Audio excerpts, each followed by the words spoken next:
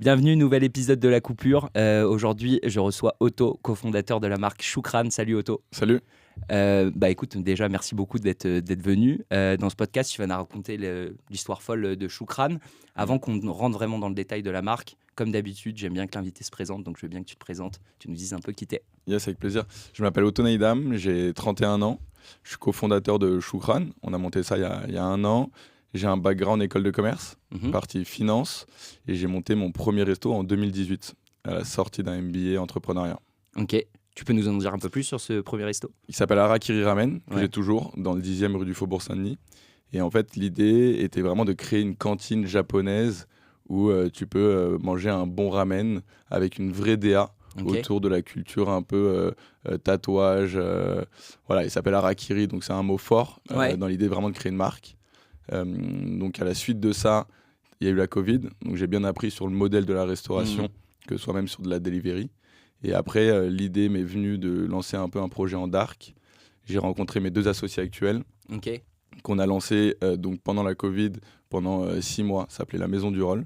Donc il y a eu un peu une explosion des plateformes de livraison. Bien sûr. Donc il y a eu énormément de demandes, mais il y a aussi énormément d'offres. Donc en fait, le marché était un peu saturé. Toutes les dark kitchens se sont pour le coup cassées la gueule. Il y en avait de plus en plus parce que le marché, le go-to-market était vraiment facile. Parce qu'il fallait pas beaucoup de capex pour ouvrir une dark kitchen. Donc il y a eu un peu cette bulle des dark. Et en fait, au bout de 6 mois, on s'est dit, ça marchera jamais, il n'y a pas d'intérêt. Et on a toujours eu l'idée de Choukran via plusieurs verticales, que ce soit un autre associé qui est arrivé, que ce soit les anciens restaurants d'Abdel. Et par la suite, on a créé Choukran 6 mois après, quoi. Ok. Et alors, attends, t'en as parlé rapidement. Du coup, comment c'est fait exactement ? Parce que du coup, vous êtes 3 associés. Donc, il y a Abdel, Guillaume et toi, avec des rôles bien définis les uns et les autres. Exactement. On reviendra sûrement dessus. Comment s'est passée du coup la rencontre ? Tu dis que c'est pendant le Covid, c'est ça ? C'est à ce moment-là ? En fait, moi, Abdel, ça fait 17 ans que je le connais. Ok. Donc, je l'ai toujours suivi dans ses aventures autour du théâtre, de la comédie et aussi de la cuisine. Donc, il en a vraiment fait son métier, donc je le connais depuis toujours. Et Guillaume, je l'ai rencontré lors de mon stage de fin d'études. J'ai bossé avec lui à Marseille pendant 6 mois. Il est venu à Paris, il avait vraiment un profil Ops Market. Et en fait, quand l'idée m'est venue à la suite d'Harakiri, puisque mon associé qui est mon frère sur Harakiri n'avait pas forcément cette volonté directe de développer rapidement, et on était en fonds propres, il fallait chercher de la dette, sortie de Covid, c'était pas forcément évident. Et moi, avec cette envie d'entreprendre, j'ai voulu aller voir un peu ailleurs, continuer mon aventure. Et donc je suis allé voir Abdel en lui disant, écoute, il y a un truc qui se passe, le phénomène des dark, ça tente de créer une marque, le go-to-market est vraiment facile, viens, on y va. Et en plus de ça, je peux te présenter un mec qui j'aimerais bien faire rentrer dans l'aventure, qui s'appelle Guillaume, qui est très fort en ops, qui est bon en market. Et en fait, je pense que l'association de tous les trois pourrait vraiment fonctionner. Je les ai fait se rencontrer, ça a vraiment matché et on a commencé l'aventure comme ça. Ok, trop bien. Donc là, tu en as parlé rapidement. Donc Abdel, donc chez Choukran, on va revenir dessus évidemment, s'occupe de plus la partie cuisine, si je dis pas de bêtises. Guillaume, Ops, Market, et toi, du coup, la partie finance. C'est comme ça que vous gérez en gros, exactement. tous les Moi, je fais tout ce qui est la partie gestion administrative, financière, développement, strat. Donc, c'est vraiment la partie globale de Choukran. Guillaume, il s'occupe de la partie Ops, donc c'est vraiment la gestion des restaurants, que tout se passe bien. D'ailleurs, qui gère par exemple Pongo et ainsi de suite. Toute la partie market, donc la création de valeur autour du market, c'est-à-dire il bosse beaucoup avec Abdel sur les vidéos, sur les photos, sur l'application de la DA. On a bossé avec une agence qui a fait un travail canon. Et en fait, de vraiment appliquer cette DA au quotidien, de l'entretenir, de la faire vivre. Parce qu'une DA, c'est un truc qui se tient sur le temps. Il faut la faire évoluer, il faut créer du contenu, il faut être innovant, il faut raconter cette histoire jusqu'au bout. Et donc voilà, Guillaume s'occupe de ça avec Abdel. Et Abdel, c'est tout ce qui est la partie cuisine. Donc en fait, image et cuisine, parce qu'il a quand même une très bonne notoriété, belle notoriété. Donc Abdel, c'est cuisine et aussi image avec Guillaume. Donc il travaille en binôme sur ça. Et voilà. Et toi, tout le développement.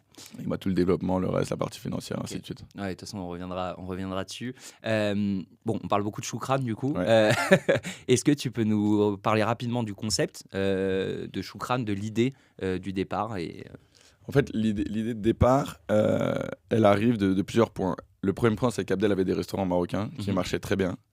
C'est Yéma, si je dis exactement, ouais. Ça allait plus forcément. Voilà, il a voulu changer. On a rencontré notre 4e associé qui a créé un studio qui s'appelle Food Tech Founders, qui s'appelle Adrien Vérac, qui a créé Dashbox. Et en fait, je pense que dans la vie d'entrepreneuriale, il y a beaucoup d'opportunités. Et tu te crées ces opportunités. On rencontre Adri, il nous parle du couscous. Nous, avec Guillaume et Abdel, on avait déjà une idée un peu de restaurant autour du couscous, sauf qu'Adri, c'était plus via de la delivery. Enfin bref, voilà, l'aventure match. Et donc, on a un peu lancé l'aventure. Abdel avait sorti un livre qui s'appelait Choukran, qui cartonne, qui est sorti en France, en Hollande, en Italie, en Espagne. Et en fait, l'aventure, c'était un peu une évidence, quoi. C'était un peu le fil conducteur de il faut faire la suite de ce livre avec une DA forte. Donc voilà un peu comment c'est parti. Et quel est le why de Choukran? C'est un peu la première pitch de mon deck. C'est que tu as 3000 restaurants marocains en France. Si tu as 3000 restaurants marocains, ça veut dire qu'ils sont rentables. Parce qu'un restaurant, si tu tiens plus de 4 ans, c'est que tu es rentable, donc tu craches de l'EBE. Et pour qu'il y ait 3000 restaurants rentables, ça veut dire qu'il y a un marché. On n'est pas là à créer une habitude de consommation.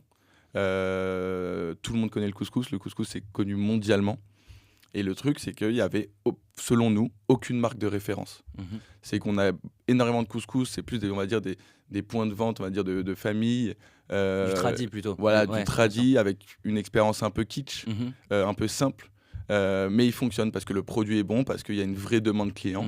Et en fait, de se dire, il faut prendre ça et en faire une marque de référence. On en a surtout, sur le chinois avec Bao, on en a sur l'italien avec Big Mama, Gruppo Mimo et ainsi de suite.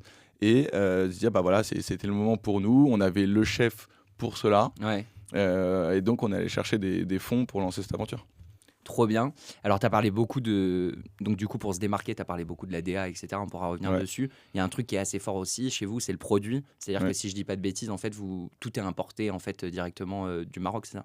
Ouais, alors au-delà du produit qui est le plus important, c'est ce qu'il y a dans votre assiette. Et que ça, pour le coup, certifié, on a le chef. Donc ça, c'est le plus important, c'est le produit, c'est ce qu'on sort, c'est l'expérience client. Parce que le produit que tu vas sortir, c'est ça qui va te créer ta récurrence client. Et en fait, la restauration sans récurrence client, tu meurs. C'est pour ça que tu peux faire énormément de chiffre d'affaires la première et la deuxième année. Mais en fait, sans récurrence client, ta troisième année, tu vas mourir. C'est pour ça qu'on dit que la restauration, il faut vraiment qu'elle tienne 4 ans pour dire que tu as une pérennité dans ton activité. Et après, c'est le produit le plus important. Mais maintenant, à notre sens, je pense que la restauration a vraiment évolué depuis 6 ans. Avant, on avait la restauration traditionnelle, bistrot de quartier, tu avais les étoilés, ainsi de suite, et tu avais tout ce qui était fast-food. Et en fait, après, on peut parler de business model financier qui vont être différents, mais tu as tout ce qui est l'expérience client. Maintenant, dans un restaurant, il faut aller beaucoup plus loin qu'un bon produit. Il faut aller raconter une histoire, il faut avoir une marque, il faut faire vivre une expérience dans le restaurant. Il faut avoir des petits trucs qui font que les gens vont prendre des photos, vont communiquer sur Instagram, vont passer un bon moment, voyager. Enfin, voilà, on sait que un peu le leader de ça, c'était Kodawari Ramen, qui est très, très fort. Et donc, voilà. Et donc, nous, on s'est dit, on va créer vraiment cette casbah marocaine. Et tout ce que vous trouverez chez Choukran vient du Maroc. Donc, on parle du zélige, on parle des lampes, on parle des chaises, des tables, on importe tout. Donc, voilà, vraiment pour retrouver vraiment cet aspect traditionnel et faire vivre une vraie expérience et pas la fausser avec d'autres choses. C'est vraiment purement marocain. Et c'est un peu la culture aussi d'Abdel. Abdel a grandi dans ça. Et Guillaume et moi, on a appris avec le temps à comprendre cette vieille culture marocaine, comment Abdel a grandi dans ça, qu'est-ce qui est bien, moins bien. Et en fait, on a créé ce concept de A à Z il y a 1 an. Trop bien, trop cool. Et évidemment, et après, du coup, donc ça, c'est la partie quand tu es sur place et vous essayez du coup de la transmettre aussi via vos réseaux sociaux. On parlait de DA, de branding. Vous avez un branding fort aujourd'hui. Ça, c'était une volonté, en fait, dès le départ, en gros, de marquer fort aussi sur les réseaux sociaux. Grave, c'était le plus important après le produit dans votre assiette. Mais en fait, on s'est dit, si on en fait, après la Maison du Roll, où on a eu un petit échec, et c'est ça l'aventure entrepreneuriale, parce que je pense que tu te casses la tête 10 fois et à un moment, ça va marcher. Et entre guillemets, moi, c'est ma volonté, on est préparé à ça, on le sait. Et en fait, dès qu'on a lancé Choukran, on voulait lancer Choukran, j'ai dit à Guillaume et Abdel, les gars, il faut aller lever des fonds. Si on le fait fort, on le fait bien. On a besoin de cash pour ça. Et donc, le produit, on l'avait, il était certifié. L'aspect com, on allait l'avoir parce que tu allais prendre une agence RP, parce qu'on a un chef de renom donc tout allait se faire de manière normale. Et en fait, c'était vraiment l'expérience client. L'expérience client, les gens vont venir à travers une DA, une marque. Ouais. Et en fait, on va en parler, mais quel est le projet vraiment de Choukran? C'est de devenir la marque marocaine de référence. Il n'y en a pas. Donc c'est vraiment Choukran. On va ouvrir des side business par la suite. Ouais. Et en fait, on a rencontré 3 nanas via le startup studio qui s'appelle Food Tech Founders dont j'ai parlé, qui sont top. Ok. Franchement, qui avaient notre âge. On les a rencontrés, ça a matché de ouf dès le début. Et on leur a parlé, voilà, en fait, on veut créer vraiment le projet marocain de demain. On veut une DA branchée, old school. On leur a donné pas mal de rêves qu'on avait. Et en fait, tu sens qu'elles ont tout de suite compris le truc. Elle s'appelle le Bureau Barbara. Ok. Et elles nous ont fait notre DA, elles nous ont pondu notre DA. Et en fait, il y a eu un match de dingue. Donc, on a travaillé avec elles vraiment pendant 2-3 mois sur des allers-retours, sur les codes couleurs, sur le logo et ainsi de suite. Et en fait, on est arrivé à un truc vraiment cool qui est mass market. C'est vraiment ce qu'on voulait. Ouais. On veut pas être du tout dans un truc de niche. Ok. Nous, chez Choukran, on touche à tout le monde. Donc, il faut être mass market, mais avec une identité forte, aussi bien se démarquer. Et je pense qu'elles ont fait un boulot de dingue. Ouais. Et maintenant, voilà, c'est entretenir cette DA quotidiennement. Ouais, bien sûr. C'est du boulot et ça, c'est Guillaume qui s'en charge. Ouais, et puis de toute façon, ça passe encore une fois par les réseaux, le surplace, enfin, tout. La DA, c'est vraiment un truc assez global que vous travaillez, quoi. La DA, elle commence dans ton assiette. Ouais, en bien sûr. fait, les assiettes qu'on a chez Choukran, c'est des assiettes qu'on a faites nous. On les a dessinées avec Abdel et Guillaume.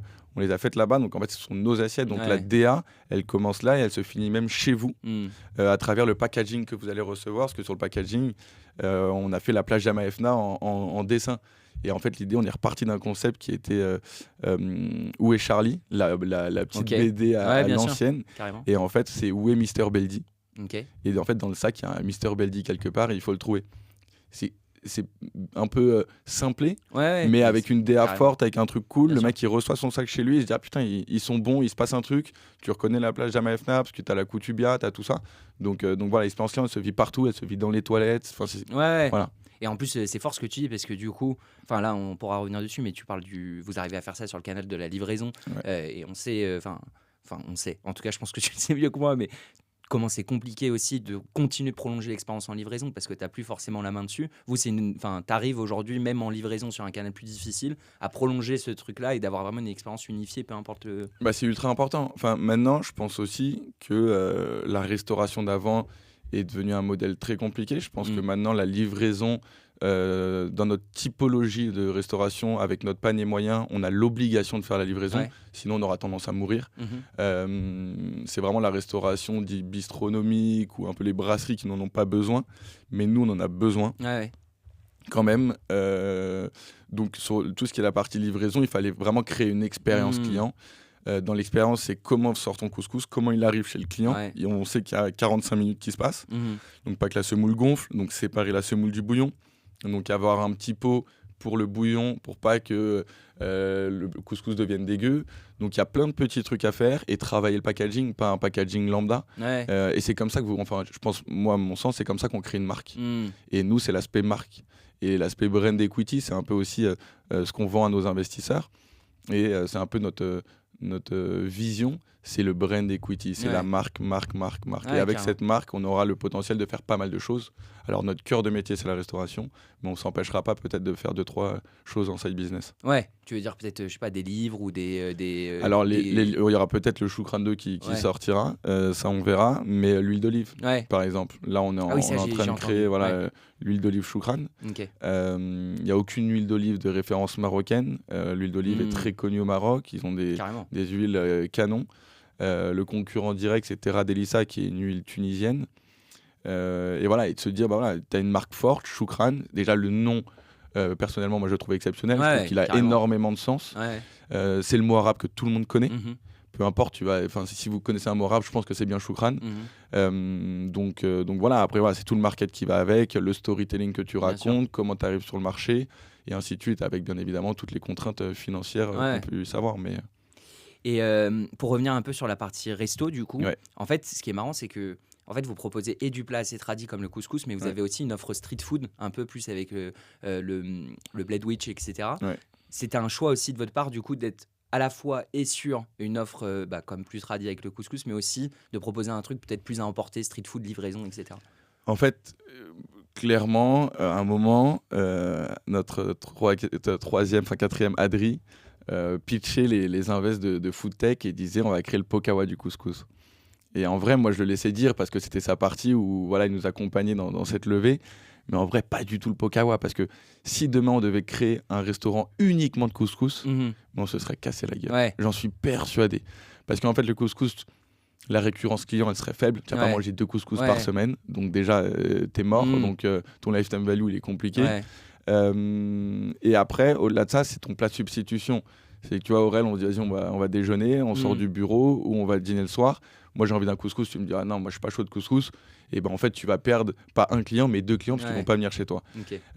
Donc, on a créé des plats de substitution. Et en fait, c'est une carte riche. C'est un peu comme Big Mama. On dit la pizza, mais en fait, ils font des pâtes, ils font plein de choses. Et à côté de ça, donc, en fonction des saisons, parce qu'on travaille des produits de saison, on veut vraiment avoir des valeurs RSE et aussi environnementales. Donc, par exemple, l'été, on met de la courgette dans le couscous. L'hiver, c'est du potiron. Et on a des rofia, qui sont des bols marocains sur une base de semoule avec des kémias. On a la soupe harira l'hiver. Sinon, on fait de la tchatchouka. Et après, on a 2 sandwichs sur l'aspect un peu plus street food. Parce qu'on a un modèle de midi-soir. Notre modèle, c'est de faire du volume. Un panier moyen très accessible. On se considère vraiment comme pas cher. Le prix d'appel est à 11 balles pour un sandwich. Et dans la restauration de maintenant, on sait que avec l'inflation surtout, que ce soit de l'électricité, de tes charges fixes ou même de tes produits, c'est vraiment pas cher. Donc voilà, et tout ce qui est kémia, les petites entrées. Et donc en fait, sur la partie midi, on touche énormément de personnes sur les sandwichs au bureau avec une formule pâtisserie marocaine, corne de gazelle et boissons. Et le soir, beaucoup plus dans la cantine un peu branchée, où tu prends une entrée, tu prends un plat et tu prends un dessert. Et tu fais un petit mélange de salade marocaine, tu prends ton couscous, tu prends ta tangia et ton dessert. Donc en fait, on touche tous les modèles. Et notre modèle, c'est de faire du volume. Donc on est sur une expérience assise de 45 minutes globalement. Ouais, ok. Et du coup, dans la volonté de faire une marque forte, tu parlais, tu vois, de Big Mama, Pokawa ou quoi. Ça veut dire que tu penses, enfin toi, ton ressenti aujourd'hui, c'est que quand les gens ils vont chez Choukran, du coup, ils se disent, c'est quoi qui vient tout de suite? C'est de se dire, c'est parce que c'est pour le couscous? Est-ce que c'est plus pour la partie sandwich? Est-ce que c'est pour un mix des deux? Pas assez de recul pour le dire et pas la prétention de dire qu'on a encore fait de Choukran une belle marque. On n'est qu'au début d'une aventure, on n'a même pas fait 1%, parce qu'on n'a pas fait ça pour faire un restaurant sans être trop ambitieux. On a fait ça pour vraiment développer et créer une chaîne. Donc on verra ce que ça amènera. Mais en fait, ce qui est intéressant chez Choukran et dans le modèle que nous sommes en train de créer, c'est qu'on touche tout type de clientèle. On a le vendredi soir, tous les vendredis soirs, on a un couple de voisins qui ont 80 ans et qui viennent manger leur petit couscous. On a des étudiants qui ont 16 ans et qui viennent prendre le casse-dalle au déjeuner. On a des gens de branchés de 30 ans. Enfin, on touche tout le monde. Donc ça, c'est intéressant. Donc ça, après, on verra en fonction comment ça évolue le rapport à la marque. Mais c'est un peu notre but. Et après, je pense que ça, tu l'as défini aussi par rapport à ton emplacement. Ta zone de chalandise, est-ce que tu es près des écoles? Est-ce que tu es près des bureaux? Dans quelle typologie de quartier es-tu?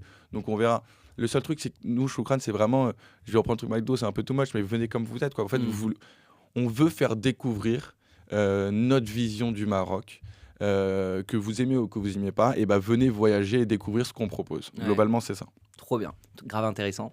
Et pour revenir un petit peu sur un moment, tu l'as évoqué, donc tu parlais de levée de fonds. Moi, je travaille dans une start-up, c'est des termes qui sont assez connus.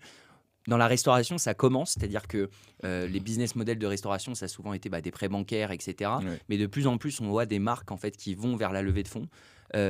Comment toi, en fait, pourquoi tout de suite, en fait, toi, tu t'es dit, il faut qu'on parte sur une levée de fonds plutôt que en fait, aller chercher des banques ou autre?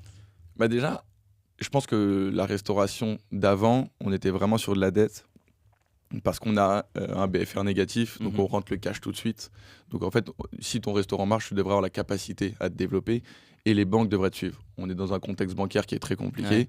Les banques prêtent à des taux énormes. Au-delà des taux, parce qu'en fait, les taux restent des taux sur maximum 7 ans dans les activités commerciales et même un taux à 5%, globalement. Un exemple, c'est 5% sur 300 000, 400 000, ça représente 50 000. Mais 50 000 euros amortis sur 7 ans pour avoir 300, 400 000 de cash, c'est rien. Donc, c'est pas une question de taux, c'est une question de les banques te disent tout simplement non. En fait, là, ils veulent pas du tout prêter.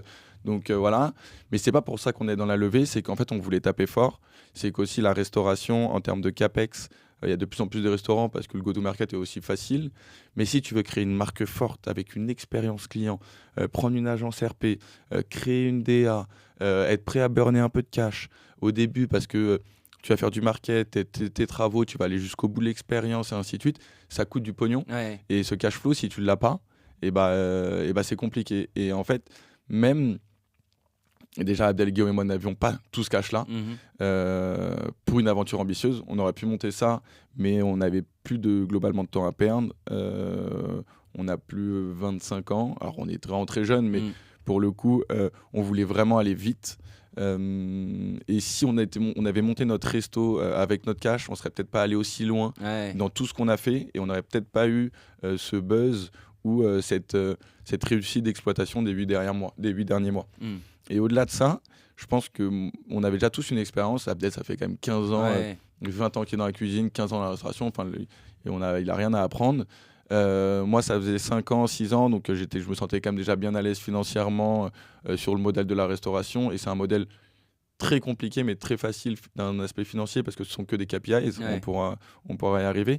Donc je me sentais à l'aise et Guillaume, il connaissait globalement la restauration à travers nos aventures et le market. Et en fait, on s'est dit, mais il faut aller taper fort, mais il faut aussi s'accompagner. Et en fait, la levée de fonds nous a permis aussi de prendre des board members qui nous accompagnent. Donc, on s'est vraiment entouré, je pense, des meilleurs. Enfin, j'ai la fierté de dire qu'on a un board de ouf. Ouais. Et leurs conseils, ils sont ultra importants parce que tu peux penser tout savoir. J'ai parfois un peu prétentieux, mais dire mais je sais où est-ce que je vais, je sais ce qu'il faut et pas faire et ainsi de suite. Mais ça fait du bien d'être réconforté par un avis, ou ça fait du bien de voir tes 2 board members ne pas être d'accord et de prendre toi la liberté de la décision, mais de comprendre pourquoi ils ne sont pas d'accord. Même sur l'évolution stratégique de Choukran, on se pose encore plein de questions. Parce qu'en fait, on avait eu des idées, mais on se rend compte que le marché nous change nos idées. Donc voilà, même des ouvertures de portes.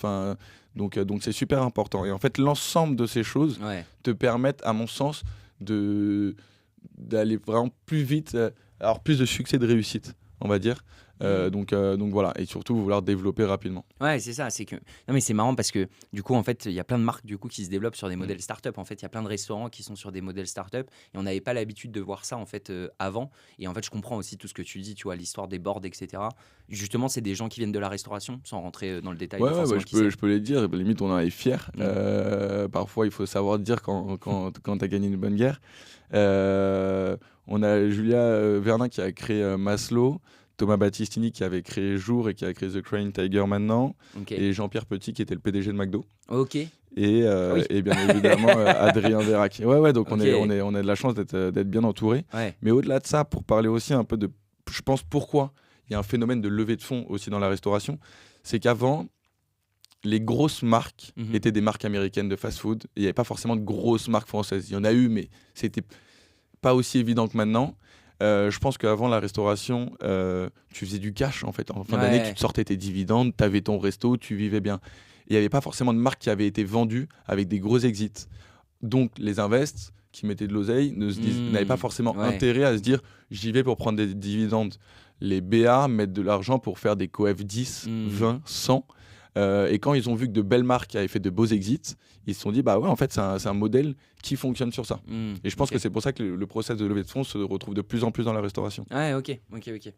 Mais tu parlais aussi d'un autre truc tout à l'heure, justement, parce que pour lever des fonds, c'est comme les modèles startup, il faut que du coup tu aies des métriques qui soient bonnes, tu aies des KPI qui soient bonnes. Tu parlais des KPI dans la restauration.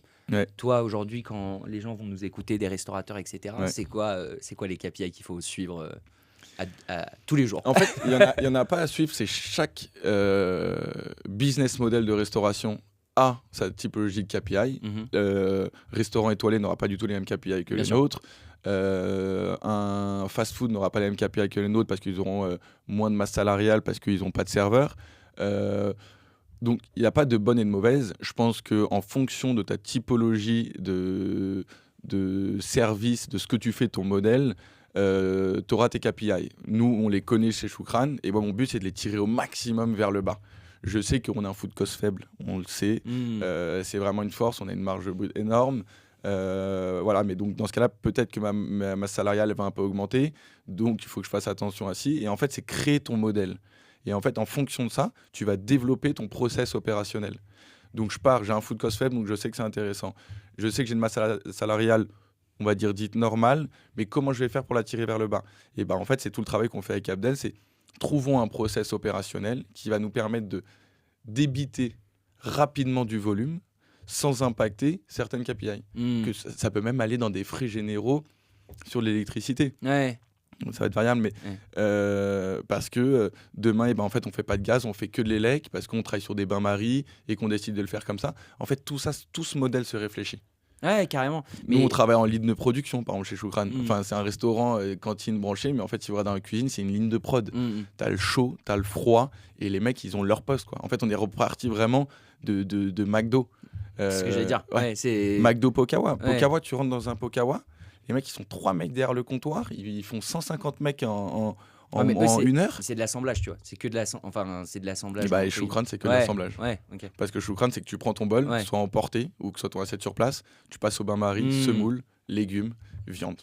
Et en fait, tout est préparé et chauffé avant, 10 minutes avant ton service, donc dans un four, et tu sors. Et en fait, si c'est une kémie à froid, tu prends l'assiette froide, tu vas au stand froid, tu mets. Si c'est un sandwich, tu prends le pain, tu passes par les viandes. Donc on est vraiment sur un process, on a repris ces process-là pour diminuer au maximum notre masse salariale en cuisine et avoir cette faculté à savoir débiter rapidement. Et c'est comme ça qu'à mon sens, on gagne de l'argent dans la restauration. Sans avoir, bien évidemment, pété tous les autres ratios.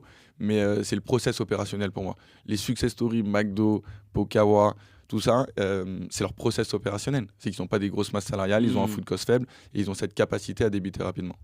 Mais du coup, tu dis tout ça, mais ça, c'est dans un monde qui va bien dans la restauration et sans en fait tous les inconvénients qu'on peut rencontrer chaque année. Il y a une crise par an dans la restauration. Clairement. Du coup, là, en ce moment, tu parlais un moment de l'électricité, on sait qu'il y a l'inflation sur les matières premières. Comment toi, tu fais pour t'adapter en fait constamment et justement maîtriser ces KPI-là qui doivent bouger en fait de manière assez récurrente? On peut pas les connaître, on peut pas connaître les futures crises, juste faut faire attention. Je pense que l'électricité, c'est un contexte pour tout le monde, donc malheureusement, parfois, sur certaines charges où tu trouveras pas de solution, peut-être malheureusement, tu devras augmenter tes prix. C'est pas du tout notre stratégie. Nous, vraiment, on veut faire du volume, être accessible à tous. On a de la chance d'avoir quelques KPI où on peut tirer un peu dessus. Notre food cost est tellement faible qu'on peut donner 2-3 points sur d'autres choses pour garder cette garantie de prix pas cher auprès des clients. Et après, tout ce qui est, par exemple, sur la food, si on se rend compte qu'il y a une matière première qui a augmenté, si c'est pas une matière première qui est vraiment un besoin primaire, Abdel changera en fonction des saisons. Mais pour l'instant, on n'a pas trop eu non plus de gros problèmes sur ça. Mais c'est vraiment l'opérationnel pour moi, en fait, pour gagner de l'argent, c'est vraiment l'opérationnel. Ton food cost, à part si tu as une food qui coûte très cher, mais c'est ton opérationnel, c'est comment tu vas réussir à débiter rapidement, comment tu vas bien gérer tes salariés, le bien-être du salarié. Parce qu'en fait, de sortir un salarié, de re-rentrer un salarié, de le former pendant une semaine et un truc, ça coûte très cher. On ne s'en rend pas compte. Mais à la fin d'année, tu peux te retrouver avec 2-3 points de masse salariale parce que tu as changé 10 fois d'équipe. Et si ton équipe reste la même, alors que tu le payes le même salaire, mais le temps de former et ainsi de suite, et ça coûte de l'argent. Et donc, même penser à ce que tes cuisines soient faciles à nettoyer. Ton tuyau, tu le sors, tu racles. Parce qu'en fait, la pénibilité fait que fait, tes serveurs et tes cuisiniers vont rester un peu plus longtemps. Si tu as moins de pénibilité parce qu'ils vont se sentir à l'aise, ça va être moins éprouvant. Et donc, vraiment fidéliser ces équipes pour diminuer un peu ta masse salariale. Parce que globalement, ça coûte aussi. Ouais, mais de toute façon, c'est dans la plupart des boîtes, je pense que c'est le coût le plus important. Mais du coup, là, tu disais un truc. Je fais une aparté là-dessus parce que je parlais avec un restaurateur qui a 13 points de vente et il disait justement cette histoire de turnover dans la restauration qui est difficile. Toi, aujourd'hui, en fait, tu as mis en place des choses. Donc, tu parlais, pénibilité au travail, fidélisation de tes salariés. C'est-à-dire que c'est des choses que vous prenez maintenant en considération parce que tu sais que derrière tout ça, en fait, va te coûter beaucoup plus cher. Alors, on essaye vraiment de prendre en compte l'aspect bien-être en entreprise. C'est vraiment un truc qu'on essaye de mettre en place et de travailler dessus. En revanche, malheureusement, on ne peut pas non plus tout faire. Bien sûr. Ça va dépendre encore une fois de ton modèle. Est-ce que tu as un modèle de coupure ou de continu? Est-ce que tu peux te permettre de faire 2 équipes? Si tu fais 2 équipes, tu es en continu, donc c'est un bien-être. Est-ce que tu peux leur payer leur salle de sport ? Nous, on paye la salle de sport. Est-ce que tu payes toujours le transport ? Après, c'est aussi de créer un peu une famille. Une famille. Ouais. Voilà, nous, on a appelé ça Choukran Club. Dans le but de créer une communauté. On a un club, franchement, tout le monde peut venir bosser chez Choukran. Vous n'avez pas du tout besoin d'être d'origine marocaine, au contraire. Donc c'est vraiment à créer un peu une famille. Nous, c'est s'ils veulent déjeuner avant ou après, et ben, ils le font. C'est juste au manager de créer ça. On est à l'écoute un peu du bien-être des salariés. Et après, tout ce qui est dans l'aspect process. Tu vois, genre par exemple, comme je te disais, dans la cuisine, il faut que ce soit facile à nettoyer. Il faut que en salle, un très bon exemple, c'est qu'on a fait des tables en zélige qu'on a importées du Maroc. Et initialement, je vais me tromper sur les matériaux, mais normalement c'est de la terre, elles sont super lourdes. Et en fait, ce qu'on a fait, c'est qu'on les a fait en résine. Donc, le client ne voit pas du tout la différence, elles sont beaucoup moins lourdes. Mais beaucoup moins lourdes, ça veut dire que le serveur qui tire les tables tous les jours pour nettoyer la salle, elles deviennent beaucoup plus légères. Et c'est plein de petits trucs comme ça qui font que tu les gardes. Après, avec notre système de caisse, on a mis un système pour les pourboires sur les TPE. Et ça, en fait, à la fin du mois, ils prennent 10% de plus de salaire. Et ça, c'est assez récent. Ça fait 1 an que ça existe. Et depuis 5 ans, il n'y a plus de cash en restauration, on le sait. Donc, il n'y avait plus de tips. Et en fait, ce tips faisait énormément de bien quand même au staff. Et de dire, écoutez, on met en avant le tips sur nos TPE. On fait tout pour vous en donner. Enfin voilà, l'ensemble de toutes ces petites choses font que ils s'y retrouvent. Même, je sais pas, par exemple, leur équipement de travail. Ils ont des t-shirts cool, ils ont des vestes cool. Enfin, c'est la première fois en tout cas que j'entends, moi en tout cas, nos salariés, ou globalement des salariés, dire, tu sais que le t-shirt du resto, je le mets en dehors parce qu'il est trop stylé. Donc voilà, c'est de se retrouver dans cette marque. Ouais, c'est ça, c'est que du coup, en gros, tu dis, il y a l'aspect fidélisation de votre clientèle, de vos salariés, c'est vraiment en fait une expérience globale en fait que vous essayez de créer au sein du restaurant, quoi. Mais en fait, je pense que le premier communicant de ton restaurant va être tes salariés. Donc en fait, ton salarié, si demain en repos, il dit putain, je bosse dans un resto, il est top, c'est trop bon, DA de ouf et ainsi de suite, et ben en fait, c'est le meilleur bouche à oreille. Donc en fait, qu'ils se sentent bien que. Donc ça, c'est vraiment des trucs où on essaye de faire notre maximum, en tout cas, dans ce qu'on peut faire. Après, nous, on est encore en système de coupure sur ce point de vente-là. Sur le second, on va sur un emplacement vraiment numéro 1, donc il n'y aura pas de coupure. Donc on verra. Ça sera encore autre chose. Exactement, on appliquera aussi la meilleure méthode stratégique et opérationnelle avec les équipes en fonction aussi du point de vente. On peut pas non plus, excusez-moi du terme, mais se prostituer pour les salariés. Enfin, on reste patron. Donc voilà, il faut aussi qu'il y ait un équilibre. Même si c'est un métier difficile, il faut aussi qu'il y ait un équilibre et qu'il y ait du respect aussi pour l'employeur de leur part. Et donc du coup, tu m'as fait une super passe décisive. Tu as parlé du deuxième emplacement. Ce qui est fou quand même, c'est que ça fait 1 an, tu as dit que vous avez créé ça. Donc, un an créé, 7 mois d'exploitation. Ouais, donc tu vois, ça va vite quand même. Et vous êtes déjà sur une deuxième ouverture du coup. Tu peux nous en dire un peu plus ? En fait, c'est pour ça qu'on a levé de l'argent aussi, c'est qu'on voulait aller rapidement. Une banque, si on était allé la voir au bout de 7 mois, globalement, tu n'as pas de bilan comptable. Tu peux en avoir un parce que mais tu n'as pas de bilan comptable. Globalement, dans la situation actuelle, ils ne vont jamais te prêter. Donc voilà, en fait, pourquoi aussi on a levé. Ça nous permet d'aller beaucoup plus rapidement aussi. Et donc là, on cherchait le second, donc il sera un peu plus grand que le premier. Nous, notre modèle, le modèle de Choukran, il est très défini, c'est 40-70 couverts. On n'ira pas à plus de 70 couverts et on n'ira pas en dessous de 40 parce que le modèle, le process opérationnel que nous avons mis en place se tient entre 40 et 60. Sur tout ce qui est la masse salariale, sur tout, doit être entre 40 et 60. Et si on a encore plus de monde, ils feront la queue et tant mieux. En fait, c'est ça le but. Le but, c'est d'être tout le temps plein. En fait, chez nous, on a un métier de volume. Et si on fait 120 couverts, mais qu'on ne remplit pas tout le temps, on aura trop de serveurs et ainsi de suite. Donc notre base salariale sera impactée et notre BE sera impacté. Et donc c'est vraiment tout ce process qu'on a mis en place. Donc le second, on va sur du 60 couverts. Emplacement numéro 1, on va tirer aussi un peu plus une clientèle du soir, une clientèle d'après-midi. Donc il va se situer vers Sentier. Ok. Et du coup, c'est pas encore fait à 100%, mais il y a des chances normalement. Touche du bois. Et du coup, là l'objectif. Donc là, ça va être le deuxième. On va retrouver une expérience similaire au premier. Ça, c'est la volonté parce que tu vois, j'ai fait des podcasts avec Bao. On parlait un peu de Big Mama où il y a aussi cette volonté de créer une marque commune, mais avec des expériences un petit peu différentes dans chaque resto. Vous, comment ça va se passer à ce niveau-là ? Toute l'expérience, je parle que de l'opérationnel, mais en fait, l'opérationnel, dans la restauration, il y a le produit, l'opérationnel. Et en fait, le reste ira avec. Dans tout ce qui est partie opérationnelle, ça ne changera pas. La méthode de consommation des clients, les menus sont à table chez nous, on ne les apporte pas. Pourquoi ? Parce qu'en fait, le serveur, il va gagner du temps et on veut diminuer la masse salariale. Donc, en fait, tu as déjà le menu à table, tu peux payer directement à table. On ne t'encaisse pas à table, tu vas payer à la sortie à la caisse. Tout ce process-là ne changera pas. Le système opérationnel en cuisine ne changera pas. La carte ne changera pas.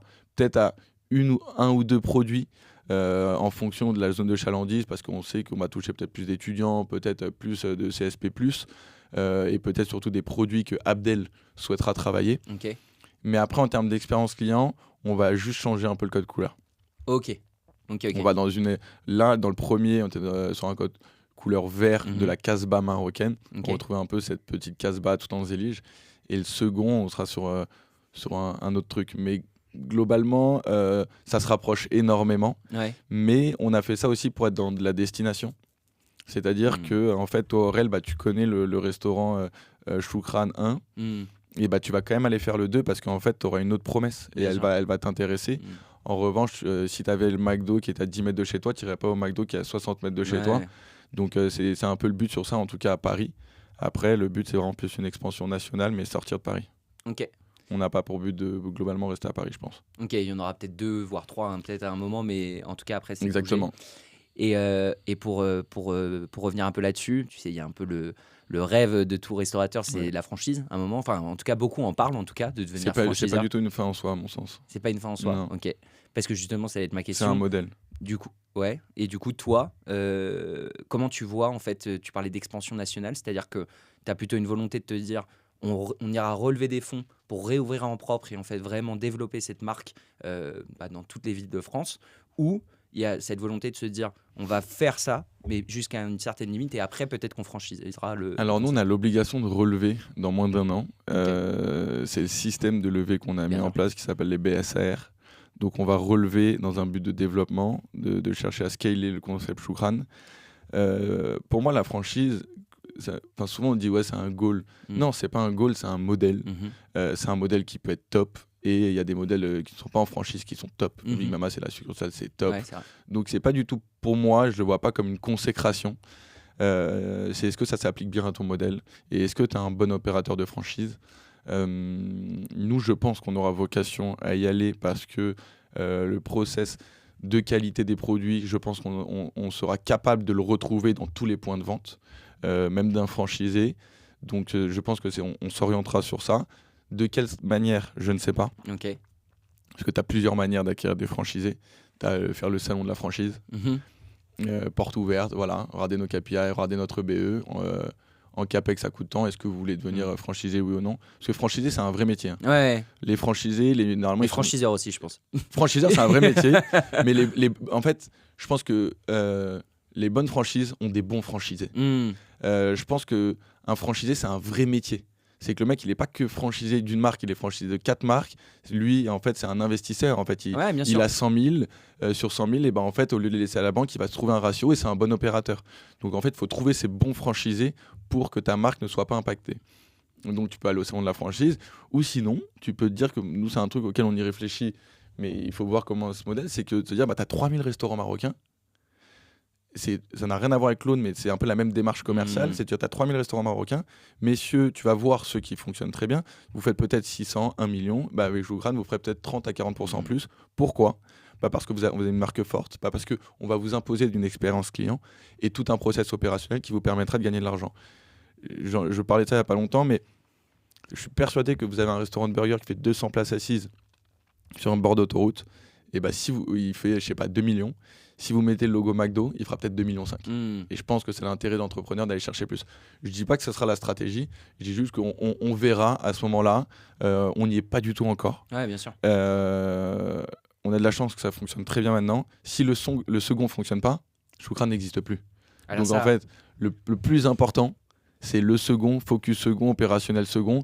Et que oui, Abdel, Guillaume et moi aurons la vision, mais on ne communiquera pas dessus, on n'y est pas. Le plus important, c'est le second et step by step, même si on est quand même très ambitieux sur ce projet. Bien sûr. Mais c'est J'en parlais aussi avec des gens de Pongo parce que Beaumaillé m'a dit un peu la même chose et Bao et tout. Et des fois, on se rend pas compte. Tu vois, de l'extérieur, tu regardes Choukran, tu regardes Bao, tu regardes Beaumaillé, tu regardes toutes ces marques-là, tu te dis putain, mais c'est sûr, ils doivent gagner masse d'argent, le truc qui cartonne, ils ont une communauté de fous et tout. Mais en fait, ce qu'on se rend pas compte dans la resto, c'est que c'est comme des métiers de centimiers. Et donc, ce que tu viens de dire, en fait, on ouvre le deuxième il se plante. En fait, l'aventure s'arrête, quoi. C'est ça la réalité de la restauration. C'est quand tu engendres des capex de 700, 1,2 million globalement sur une grosse fourchette. Un premier, demain tu fais 2 millions de CA, tu fais 20-25 points d'EBITDA, qui sont des gros trucs, bah tu vas pas sortir assez de cash pour financer le second, tu vas devoir rembourser ta dette, le truc n'a pas marché. C'est compliqué de se relever d'un échec d'un second point de vente en termes financiers. Je pense que ça peut arriver de se louper, mais quand tu engendres de la dette et ainsi de suite, je pense que tu peux être capable de l'autofinancer au bout de 5-6 points de vente, ça peut arriver. Mais le deuxième est game changer de ouf, en fait. Le premier ne te permettra pas de financer le fait que tu dois rembourser le second. Et après, en fait, même ta capacité à te développer, ça va être compliqué. Tu n'auras plus d'invest parce que ton concept n'aura pas marché sur le second. Ça aura marché une fois, mais pas 2 fois. Les banques, ils vont plus te prêter. Ton projet, il est mort. Donc, et en plus de ça, oui, ça fait de l'argent. Sinon, on ne dirait pas forcément ces modèles-là. Mais il y a un truc aussi que je pense que les gens ne savent pas et ne sont pas du tout obligés de le savoir. Mais la restauration d'il y a 10 ans n'avait pas besoin d'avoir une marque, de payer du marketing, de payer Pongo tous les mois, de payer, pas cher. de payer Instagram parce que les gens ne se rendent pas compte, mais un photographe pour faire vos photos, pour faire vos vidéos, ça coûte de l'argent. Et les restaurateurs d'avant ne payaient pas ça maintenant. Nous, on doit payer des frais marketing. Et en fait, ces frais marketing, en fait, tu n'as pas forcément d'effet de levier dans la restauration. Tu es plafonné à ton nombre de couverts. Ton nombre de couverts va être plafonné à ton nombre de salariés. Donc, au bout d'un moment, on ne va pas du jour au lendemain, on ne pourra jamais faire 50% des EBITDA comme certains modèles pourraient le faire, entre guillemets, même si c'est énorme. Vous comprenez ce que je veux dire. Donc, en fait, tout le market et tout, donc c'est vraiment du boulot, quoi. Pour pas gagner beaucoup d'argent, il faut vraiment bien marcher tout le temps. Et en fait, on a des nouveaux frais que la restauration d'avant n'avait pas. Ce qui est dur, parce que du coup, les anciens modèles ont du mal à s'adapter à tout ça, vu qu'ils n'ont jamais fonctionné comme ça. À l'époque, il y a 10 ans, ils n'avaient pas un système de caisse qui prenait du MRR. C'était un abonnement tous les mois. À l'époque, ils achetaient leur caisse 2000 francs, ils avaient une caisse chez eux. Ils n'avaient pas forcément plein de logiciels, bien évidemment, qui aident opérationnellement et qui peut te faire gagner de l'argent, mais qui coûte de l'argent tous les mois, de faire du marketing, tout ça. Donc en fait, on a de nouveaux frais. Donc oui, ça fait de l'argent, mais il faut quand même bien marcher. Et il ne faut pas oublier aussi que la restauration, c'est de la saisonnalité. Quand tu fais un BP, je sais pas, sur d'autres business, tu peux prendre sur 365 jours. Même si tu es ouvert 7-7, moi, dans mes BP, je fais un crash case, un normal case et un best case. Même dans le best case, je bosse pas 365 jours, surtout à Paris. Tu vas avoir les gilets jaunes, donc déjà tu vas t'enlever 10 jours. Il y a des jours où il va faire 40 degrés. Nous les Parisiens, quand il fait 40 degrés, on va jamais se foutre au restaurant, donc tu vas faire moins 80%. Donc en fait, tu bosses jamais sur 365 jours, donc c'est vraiment très irrégulier.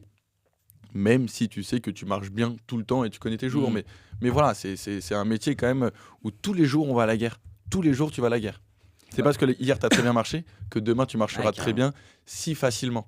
Donc voilà. D'où l'importance aussi, et ça revient à ce que tu as dit en intro, c'est que, enfin tu l'as dit à un moment là, c'est que tu es limité à 60 places assises, donc tu diversifies tes canaux avec le emporter, la livraison, et aussi avec d'autres produits. Tu parlais d'huile d'olive, j'imagine que c'est aussi une des strates justement, c'est d'avoir des revenus complémentaires en fait à droite à gauche pour justement aussi, et d'une part développer la marque et aussi s'assurer en fait du CA. Alors que je pense que quand tu lances un produit comme l'huile d'olive, tu vas faire 0 cash et tu vas burner du cash. Mais quelle va être la création de valeur? On va me dire, c'est la création de valeur de la marque. Le fait de développer Choukran, le fait de montrer qu'on est la marque de référence marocaine sur la food, de lancer un nouveau projet, ça va être aussi une sorte de marketing que vous allez payer. On va burner un peu, mais ça va faire une présence aussi peut-être en GMS, on verra sur quelle strate on ira, mais c'est bien aussi de rajouter une expérience client dans le restaurant. Quand tu vas prendre de l'huile d'olive sur la table avec une belle bouteille bien brandée et que c'est l'huile du resto, il se passe quelque chose aussi pour le client. Donc c'est un peu toutes ces choses-là, mais on ne cherchera pas tout de suite à faire des side business qui vont faire du blé parce qu'en fait on rentre tout de suite dans d'autres métiers et je pense qu'il faut aussi savoir faire un focus sur son métier parce que si tu diversifies trop, on se cassera la gueule. Notre métier, c'est de faire de la restauration, on fera de la restauration. Et les side business, ils auront toujours, il y aura toujours un why qui aura un lien avec la restauration. Là, c'est qu'en fait, on veut tout simplement servir notre huile qui est bonne dans nos restos. On a un potentiel market, on sait très bien qu'en termes d'expérience client, ça va être top. Voilà pourquoi on y va, il n'y a pas de marque de référence. Tu veux être dans la maison des gens. En fait, c'est ça aussi le truc, c'est qu'au maximum, Exactement. tu veux que l'huile, elle soit dans les placards de tout le monde. Et donc, juste, en fait, on se rappelle de ta marque régulièrement. Exactement, tu le lances, tu vois un peu comment le marché va prendre, tu vas voir un peu le retour des clients, donc on verra un peu ce qu'on engendrera en termes de finances. Mais c'est important de rajouter des choses supplémentaires aux clients qui se sentent concernés, qui s'impliquent dans ta marque et de développer ta marque. Je pense que aussi, si tu veux taper, si on va parler chiffres, pas de problème, mais si tu veux taper des grosses valos pour un bel exit, il faut que tu vendes du brand equity. Alors oui, tu vas vendre du chiffre d'affaires, tu verras comment tu vas valoriser ta boîte. Sur ton EBE, ainsi de suite. Mais moi, c'est mon point de vue. Je vais peut-être me faire dégommer en commentaire sur ça. Mais moi, je suis persuadé que tu peux taper du brand equity. Je suis persuadé qu'une marque vaut de l'argent, même dans de la restauration, et te dire, bah voilà, en fait, parce que tu es cette marque-là, et bah c'est pas x8, ça va être x12 parce que tu as cet aspect marque. Bien et sûr. Regarder le potentiel qu'on a. C'est-à-dire, imaginons, regardez en GMS, imaginez derrière, en termes de marque, on peut aller faire ci, on peut aller faire ça. C'est ultra important. Donc, nous, on est vraiment sur un focus brand equity. C'est ce qu'on cherche, en tout cas, à mettre en place. Ah ouais, c'est trop bien, mais tu sais, j'en parlais avec Bao aussi la dernière fois. Lui, ils ont fait aussi, ils ont fait des partenariats avec Puma, ils ont sorti. Très fort d'ailleurs. Beaumaillé, il m'avait dit c'était un maillot de bain. Enfin, tu vois, il y a vraiment, des trucs où justement toutes ces marques-là, vous avez un peu tous la même vision. Je pense justement d'avoir des side business à côté, justement pour renforcer en fait encore une fois la marque, l'image, l'image et la communauté. Pour revenir sur le deuxième point de vente rapidement, tu disais, donc on en parlait, le fait que demain en fait ça peut cracher entre guillemets si ça marche pas. Tu parlais du board au début. Justement, aujourd'hui, l'impact du board que tu as en fait, dans la levée, justement, j'imagine, vous aide quand même et limite en fait, au maximum les risques sur le deuxième point de vente, vu qu'il doit vous donner plein de méga bons conseils pour là-dessus. En fait, c'est vraiment du conseil, c'est du challenge. C'est pourquoi lui, ah ouais, pourquoi. Et en fait, t'arrives sûr de toi et tu ressors avec des doutes. Et en vrai, si tu ressors avec des doutes, c'est qu'il n'y a plus de doutes. Ouais. Mais non, globalement, c'est des bons conseils en termes de stratégie sur l'emplacement, sur qu'est-ce que vous allez chercher, quelle typologie de clientèle, pourquoi ici, est-ce qu'opérationnellement, il y aura des synergies avec le premier. Et en fait, tout ça, même si c'est question, globalement, c'est ton métier, tu le sais. Ça fait du bien aussi de challenger par d'autres personnes et d'être accompagné aussi. Mais tout l'intérêt de ce que tu disais au début, qui est hors, pas que le cash, mais finalement, en fait, dans votre croissance, d'avoir ces gens-là, en fait, ça te permet. Et moi, je pense que tout type de métier, même si tu connais ton secteur d'activité par cœur et tout, parfois, en fait, tu auras la tête dans le guidon. Et je pense qu'un regard extérieur d'un expert du secteur fera du bien. Nous, je sais que dans le board, en fait, c'est vraiment des profils différents. On est allé voir des profils vraiment, vraiment différents. Et c'était le but. Il y en a un qui est... Moi, je vais ressembler beaucoup à un. Il y en a un, Guillaume va ressembler plus à quelqu'un d'autre. Et ainsi de suite. Et le but, c'est ça. Parce qu'en fait, s'ils sont tous même profil à penser la même chose, il n'y a pas d'intérêt. Tu as juste à appeler Augustin, tu penses ça, ok, c'est bon. Alors que limite, ils ne pensent pas la même chose. C'est intéressant de sortir un peu l'information et de dire, mais attends, pourquoi tu dis ci, pourquoi tu dis ça. Et un peu des visions. Il y a une personne qui va être un peu plus market, l'autre qui va être un peu plus financier. Il y en a un qui a vraiment scalé en franchise, une autre personne qui a vraiment travaillé sur de la marque. Donc c'est un peu cet ensemble de choses. Et c'est bien. Et parfois, bizarrement, c'est chiant. Mais c'est bien de rendre des comptes. Ouais, c'est chiant parce que tu dois faire tes reporting, parce que tu dois aller expliquer le pourquoi du comment, ce qui a marché et pas marché, et ainsi de suite. Mais en vrai, c'est bien parce que ça va te structurer ta pensée, ça va te permettre de te remettre en question. Mais c'est chiant à faire, mais il le faut. Ouais, et puis tu mets le nez dedans. En fait, t'as pas le choix, tu vois. Du coup, tu remets le nez dedans. Ouais, tu remets le nez dedans parce que t'as pas le choix. Parce qu'en fait, si t'es full dans le process, en fait, tes ratios, tu les connais tellement que en fait, tu restes dedans. Et en fait, mon quotidien va être le même, alors que parfois, en fait, ça va te casser ton truc en disant bon bah voilà. Je vais être challengé, je vais arriver un peu avec les problèmes que j'ai, avec les bons points, qu'est-ce que vous en pensez, et ça fait du bien, je pense qu'il le faut. Alors que si on était que uniquement Guillaume, Abdel et moi, peut-être on serait plus renfermé, on avancerait plus la tête dans le guidon, alors que parfois, bah voilà, on a notre board, ça nous ouvre pas mal de spectres de réflexion. Donc il y en a qui n'étaient pas du tout pour se dire est-ce que vous travaillez sur une huile ou non, pas engendrer des frais dans ça, donc voilà, c'est pas un truc sur lequel on va y aller à 100% tout de suite, mais c'est la prochaine step, je pense, et on l'a un peu choisi. Mais notre métier, je le répète, c'est de la restauration, de la restauration, et de l'opérationnel, et développer ce concept partout, en fait. En France, et normalement à travers la franchise. Pour revenir à la question de tout à l'heure, je pense que le métier de succursale est très compliqué quand tu es partout en France, si tu es sur notre modèle de 60 couverts. Si tu es sur des modèles de 300 couverts comme des Big Mama, en fait, ça crache tellement de blé que tu auras la possibilité de te payer une hiérarchie avec un énorme directeur, un sous-directeur et ainsi de suite. En revanche, si tu es dans un modèle comme nous de 60 couverts, ça sera tellement compliqué de gérer le choucrane de Clermont à distance parce que tu pourras te payer qu'un ou deux directeurs et c'est pas le but. Je pense que les franchisés feront très bien leur métier. Donc je pense qu'on s'orientera vraiment sur la franchise en proposant choucrane. Ce qui est trop bien en tout cas, parce que tu as parlé beaucoup de process opérationnels et je pense que du coup c'est ce que vous avez aussi pensé dès le début, c'est que peu importe ce que vous choisirez demain, que ce soit la SUC ou la franchise, en fait comme vous avez, tu vois, tu disais les cuisines où chacun a son rôle, etc. Vous avez déjà en fait un modèle de restaurant qui est franchisable en fait finalement. Donc demain, en gros, ce qui est trop bien, c'est que peu importe ce que vous déciderez de faire, en tout cas vous pouvez appuyer sur entre guillemets, je schématise, le bouton on/off assez facilement. Mais ça, pour le coup, c'est drôle parce que c'est en fait notre complémentarité à trois. T'as Guillaume qui est au quotidien légal plus important. Il faut que ça fonctionne lui pour le second. C'est lui qui a raison. De A à Z, c'est lui qui a raison.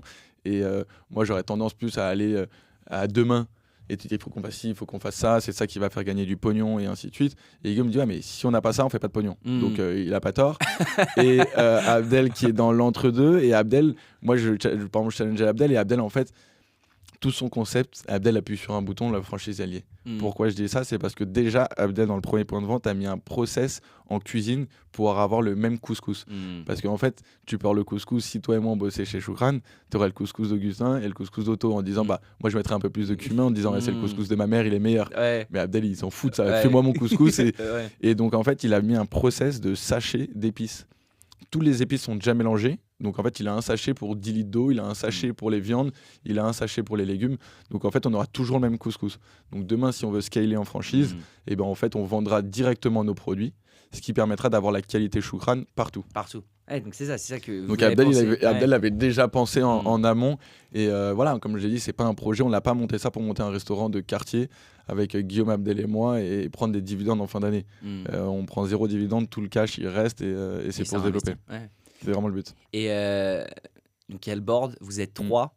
Comment c'est dans le quotidien? Parce que du coup, j'imagine que vous avez tous tu le disais là, vous avez tous plein d'idées. Tu vois, Guillaume, il dit des trucs, toi, tu dis d'autres choses. La gestion à 3 associés plus un board, au quotidien, est-ce que le board, il est pas présent. Le board, c'est une réunion tous les 5 mois quand tu as des questions et tu les prépares. Et le board, c'est un accompagnement mental, mutuel. On a un doute et j'envoie un petit texto à la personne concernée. Écoute, qu'est-ce que t'en penses?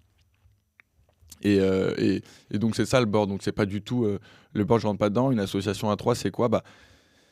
Ça dépend ce que tu recherches. En fait, nous c'est une complémentarité. Ça te permet de faire plus de choses. L'opération de restauration, c'est intense, de ouf. Tu dois gérer de sortir du couscous, que tes restaurants soient propres, que tu aies des bons avis Google, que ton site internet marche, que d'aller chercher du développement commercial. Tu as tellement de trucs à faire. Et si tu veux bien les faire, je pense que c'est bien d'être 2 ou 3.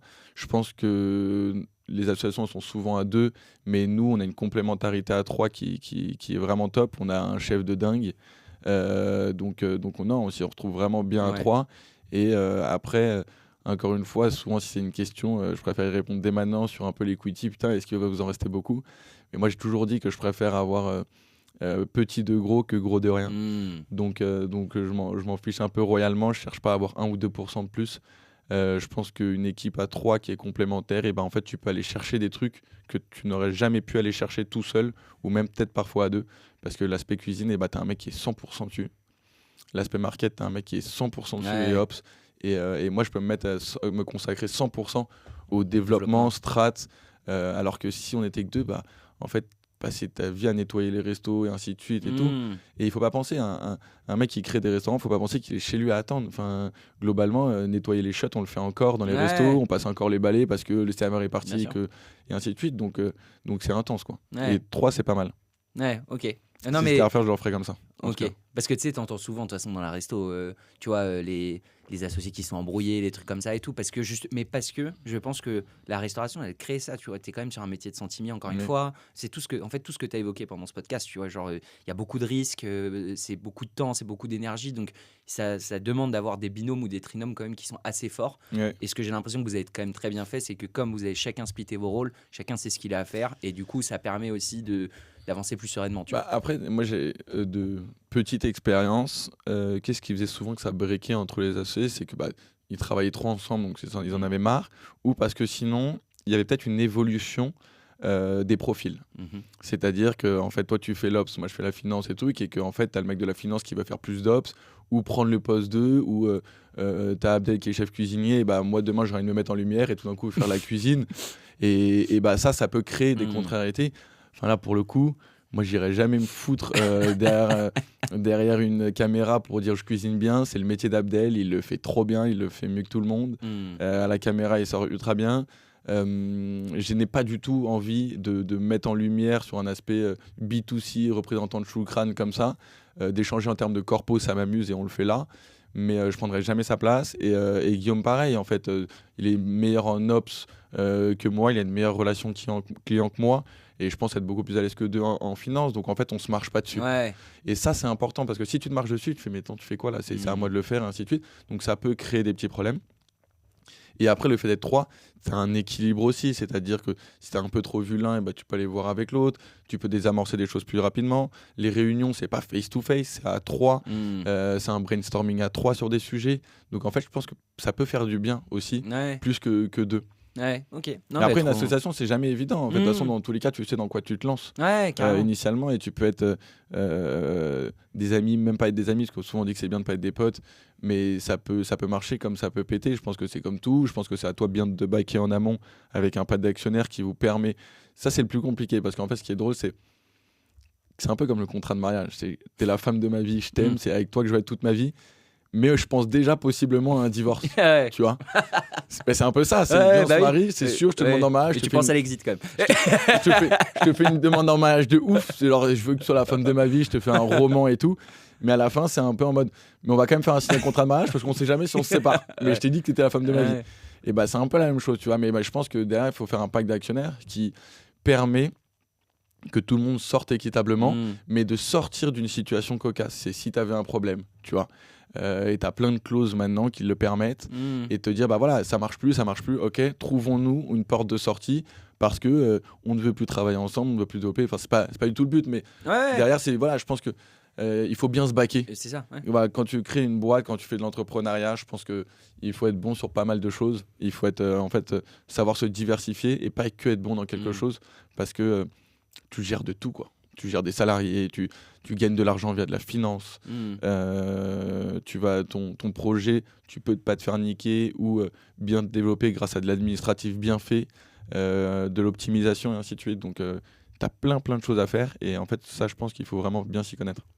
Trop intéressant. En tout cas, merci beaucoup pour tout ça. Avec Je vois que plaisir. le temps passe. J'aime bien finir par cette question. Surtout que toi, du coup, tu as quand même pas mal d'expérience maintenant. Tu as monté un premier resto, donc à Harakiri. Ouais. Après, tu as monté Choukran. La maison du rôle entre qui a pas trop marché. la maison J'ai pas, Mais j'ai pas du tout peur de le dire. Au contraire, franchement, mais carrément, je suis content d'être passé par un échec, parce que j'ai plus appris qu'en 6 ans d'études. qui finalement, du coup, n'est pas un échec. Du coup, à la fin, vu Pas que, du tout un échec. Non, on n'a pas perdu d'argent. Ouais. C'est juste on a testé un truc. Je pensais faire 20 points d'EBITDA. En fait, on faisait un peu moins d'1 million, mais en fait, on faisait 0 EBITDA, quoi. On sortait 0 cash. Donc au bout du mois, on s'est dit, bon, Ouais. tu fais 600 000 sur 8 mois, on sort 0, ça sert à rien, Ouais. quoi. Et en plus de ça, moi qui suis financier, je trouvais aucune verticale sur laquelle tirer pour choper de l'argent. Donc non, l'échec, c'est comme ça qu'on apprend. Donc non, ça m'a permis d'avoir 3 expériences. Ouais.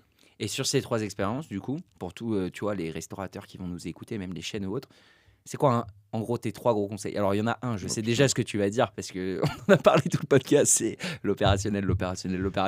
Mais en gros, Ouais, ça, c'est pas un conseil, ça, c'est ton modèle que tu crées. Donc en fait, chacun crée son modèle. Mais ouais, Bah, quoi. oui, mais c'est un Ouais. modèle, mais t'avais l'air de dire quand même que la partie opérationnelle dans le resto, c'est quand même un truc qui est méga important, parce que c'est ce qui va faire en fait tout aussi l'expérience et tu parlais des coups, tu vois, de tirer tes coups, etc.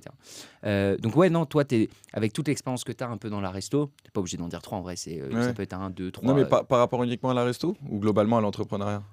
Eh bah écoute, on peut faire un de la resto et un dans l'entrepreneuriat. Non, mais Un peu des deux, ce que tu veux en vrai. pour moi, le plus important, c'est ce que tu as dans l'assiette.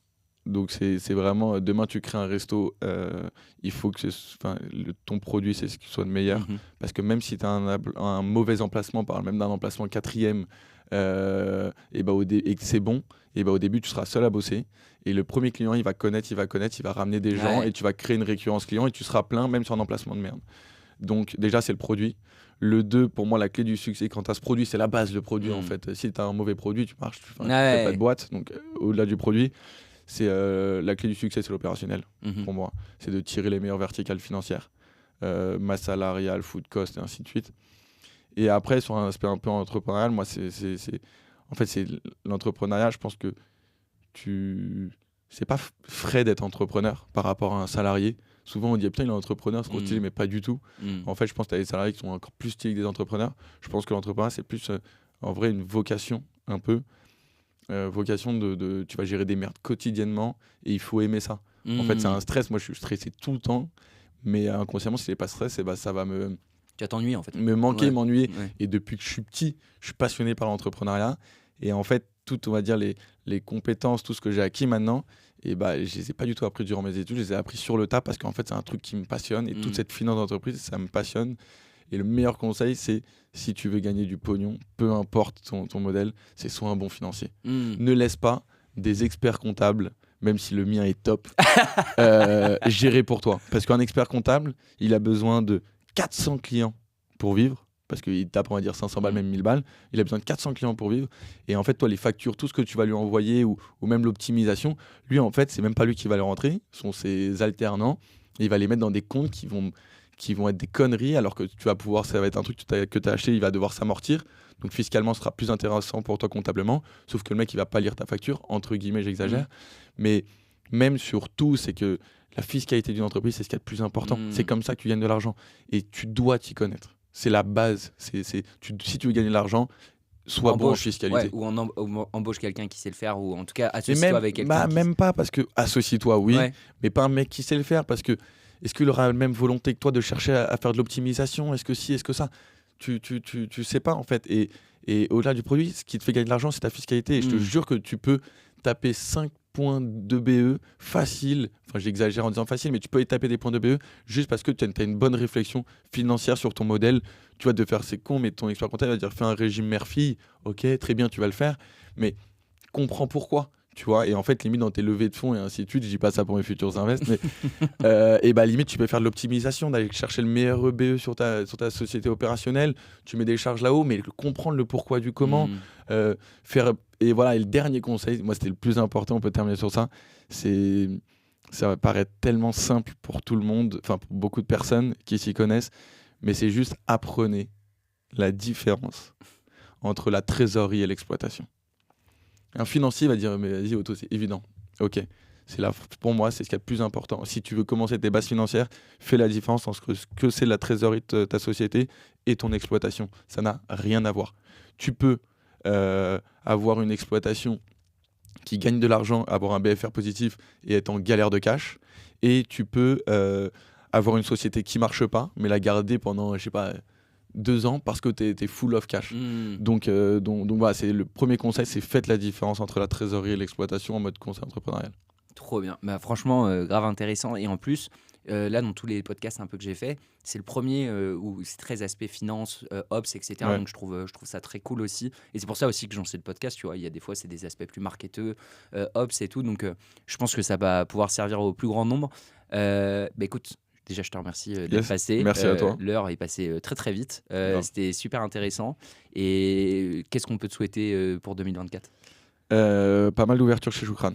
Pas mal d'ouverture chez Choukran. Non, que les clients soient contents de continuer sur cette trend d'avis Google, parce que c'est le nerf de la guerre, que du 5 étoiles, que les clients soient contents, créer de la récurrence client, que les gens reviennent et passent de bons moments. Et en fait, ça va nous permettre d'ouvrir des restaurants. C'est ça, voilà. C'est que les clients soient contents, et vu que les clients vont être contents, les clients vont revenir. et ben on ouvrira des Choucrane partout en France. Trop bien. Et écoute, de toute façon, on suivra toute l'aventure évidemment sur les réseaux et on te souhaite bonne continuation. Et Merci encore une en tout fois, cas. merci d'être venu. À plus. À plus, Ciao. salut.